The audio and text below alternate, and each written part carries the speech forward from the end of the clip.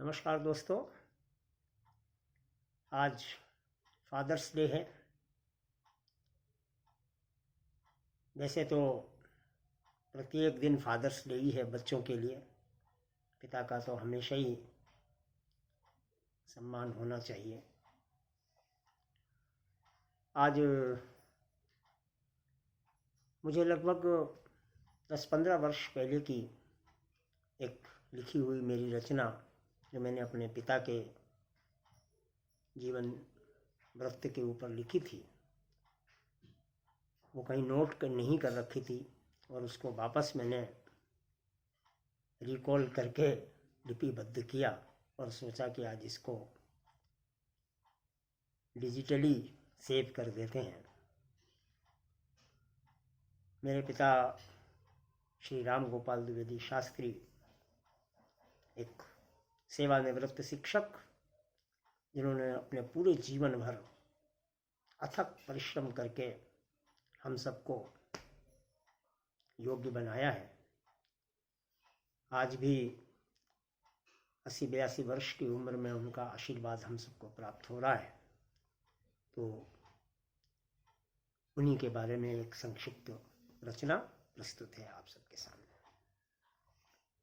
निहायत ही व्यक्तिगत और आत्मकथात्मक शब्द हैं ये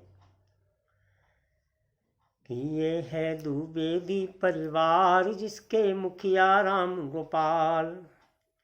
लाड़ प्यार से बचपन बीता जब बाबा थे डोरी लाल। ये है द्विवेदी परिवार जिसके मुखिया राम गोपाल। कि सीधे साधे पिता थे, इनके नाम था राम दुलारे। 80 के दशक में जो भगवान को हो गए प्यारे। माता इनकी राम दुलारी थी, अनुशासन प्रिय नारी।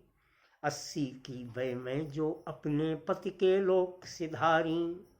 और दोनों के आशीर्वाद से धनी हुआ ये लाल। ये है द्विवेदी परिवार जिसके मुखिया राम गोपाल।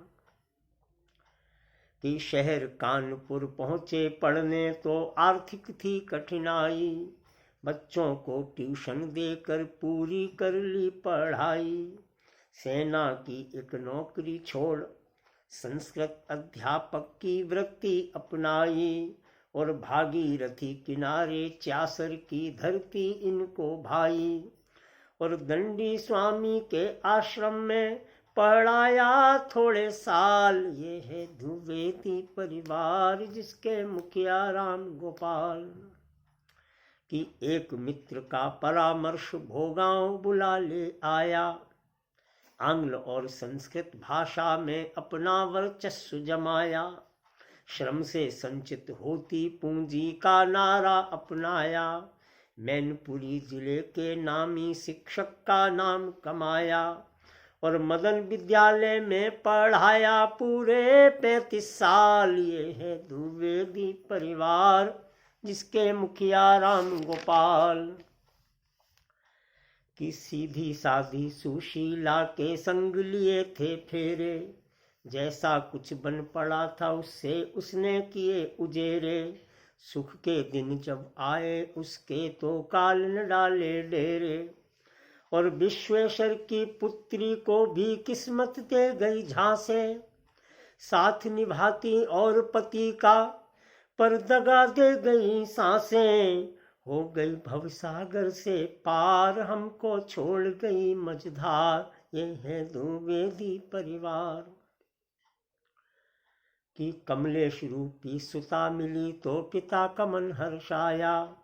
उच्च शिक्षा देकर बेटी को योग्य बनाया। सिद्धि शंकर पुत्र अंजनी सा योग्य दामाद है पाया। अंशु विभु मीनू ने इनको नाना कह के बुलाया।